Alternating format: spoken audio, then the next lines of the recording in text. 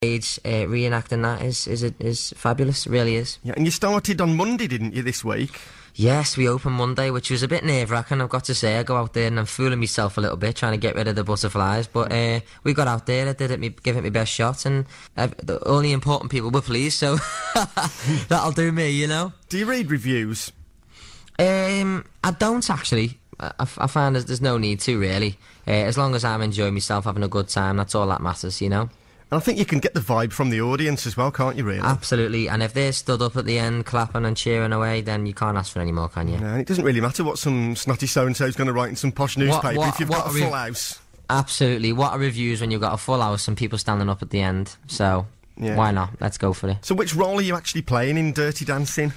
I play the wonderful role of Billy Kostecki, which is Johnny's cousin, and he plays a fantastic role. He really does. He's the guy who introduces Baby and starts this whole story off. And then I sing also some fabulous songs from the film. I sing Still of the Night and Time of My Life, which again is the iconic song. And that's what they were waiting for. Brilliant. And so are you still feeling your way in at the moment, being as it's only the first week, or do you feel like you've already nailed it?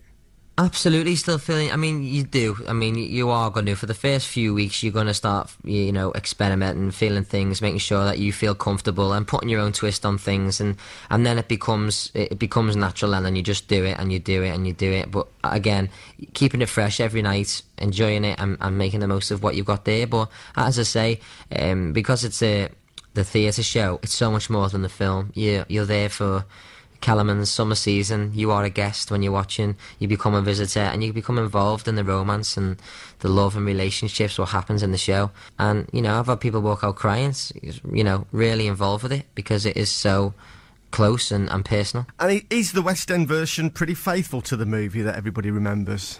Absolutely, it really is, and so much more. And you'd come to see that, you completely understand what I'm saying. Because it's the show's about relationships, and that's what people tap into. That's where they find it, you know, it relates to them, because it's about love. It's about falling in love. It's about falling in and out of love, and everything else that goes along with it. And people go through that every single day, and that's what makes it special. And then obviously Time of My Life, they're all waiting for that moment, and then it kicks in, and by that time they're all stood up. So yeah, fabulous night. Really good, really good. Must be a huge adrenaline rush doing that particular number. Oh, it is, yeah. But nerve-wracking as well, trying to, you know, make it, you know, what they've normally been used to hearing, but trying to make it special in your way, to give it your twist on it, you know, without taking it too far away from what the film is. And I'm sure there's a few thousand people giving you backing vocals anyway, aren't there, each night? Absolutely, you've got them in the audience singing it away, and so excited. I mean, the other night we had a lady, she was in the front row, and he comes running through, and the next minute he grabs Baby, and he's about to say the big line, and she says, you know, he's supposed to say, nobody puts Baby in a corner, and she just went, it was so silent, and she went, just say it, you know.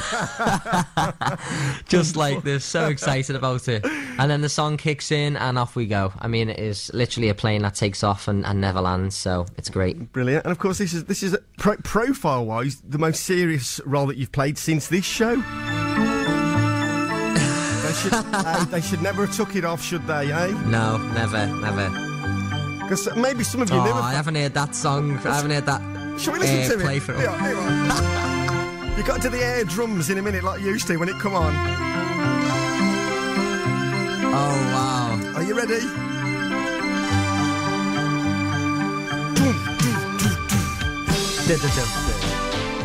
Wonderful stuff.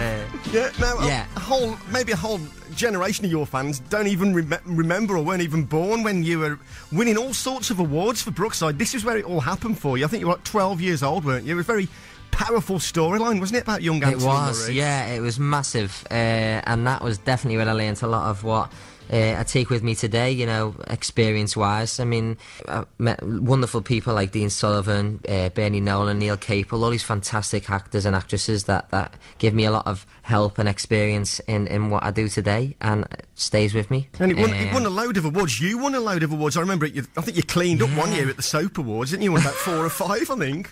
Well, all in all, I think I've got about 4 awards at home, all on the mantelpiece, what my mum keeps polishing for me. But yeah, it was a fantastic time, and being that young and having that accolade, I mean, it was it was hard to believe at the time, and then the next day going back into school for your maths tests, you know.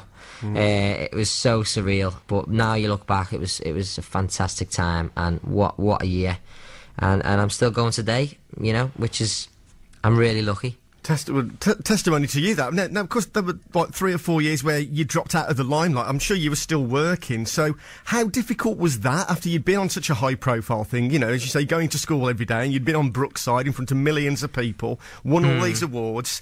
How difficult was it then to drop back relatively into, not obscurity, but not far from it? Well, it was important for me, I think, when I finished Brookside. I didn't have much work on at all.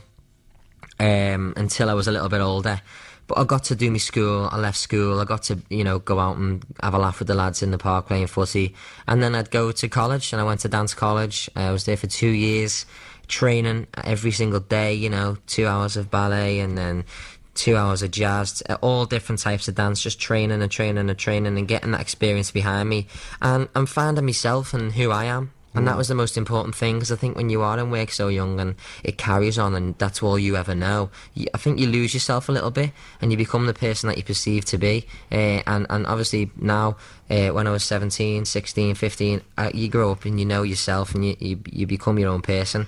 And I was just desperate for work. I was desperate to get back out there. My big chance was the X Factor, and I went for it, and I've never looked back. So for me, it was a fantastic show to showcase what I love to do and always had a passion for. And now it's my career, my job, and I can't ask for any more. Absolutely. And of course, when you get the success, well documented X Factor second time round, you know, #1 album as well, I suppose you can almost, you can appreciate it a bit more then as well, can't you, really? Yeah, and now I look back, I appreciate it even more so. You know, I think, wow, I was literally 17 and I went to LA. I had Frank Sinatra's original microphone. I had a 62-piece orchestra in Capitol Studios in LA. I was there for 3 months, and you know, I was recording songs that have been my life growing up, like my dad playing it in the kitchen. Next minute I'm recording one of them in LA. I mean, it was so surreal, and, you know, a #1 album. I mean, I couldn't believe it. And the fans backed me up and kept me going strong and still follow me today. So I can't thank them enough, because without them, you're nothing really, are you? You've got to say hello to me mum, Pauline, because she's your biggest fan since Dancing on Ice, and she's listening this afternoon. Pauline, love you, babes. Keep it going. Hey, you don't know how many brownie points I'm going to get for that, Ray. So, will your roast be cooked on Sunday? Absolutely. So good. The dance, you have to come round. Save us a Yorkshire pudding, will you? You'll get more than one Yorkshire pudding if you come round now. Now, awesome. Obviously, the Dancing on Ice thing as well, then, as I said, that again propelled you right back into millions of people's front rooms for months. And then that led to Grease. And was this all a means to an end, the musical theatre, which is Grease, now this? Is this always where you eventually wanted to end up doing this? Oh, absolutely. Theatre for me is a gift, because people are coming to see a show that you're involved in, and when it feels right, and you know, there's nothing better for me than a live audience. You feel the reaction straight away. There's no rehearsals when the show's on. That's it. You get the one chance to do it. There's no stop, cut, you know, replay, record, whatever. That's it. And that's what's so great for me, and I really, really enjoy that. But I also enjoy recording, and one day I will have another album out at some point. It's just timing and getting the right people behind me. For now, I'm in a wonderful show that I'm loving, and hopefully in for the foreseeable future. So keep your fingers crossed and keep the luck going, I suppose. Well, the reviews are absolutely fantastic, even though you ain't read them. And it's Dirty Dancing at the Aldwych Theatre in the West End. And Ray, thanks ever so much. Pleasure to talk to you this afternoon. Thanks for saying hello to me mum as well. My pleasure. And finally, you mentioned that you'd like to go back and make another album. Would another soap be on the agenda at some point in the future as well? Would you fancy another go at that? I don't know. I suppose it will be a bit of fun. Yeah, absolutely. Why not? You know, again, work for me is as long as I'm working, I'm happy. So you know, whatever comes along, if it's meant for me, it won't pass me by. I can see you as Shane Ritchie's love child in EastEnders when he comes back. Love Shane Ritchie. Yeah, absolutely. Why not? Ray Quinn, thanks ever so much. Nice one, fella. Take it easy. Top man, Ray. And coming up in the next hour of the show, we got Evil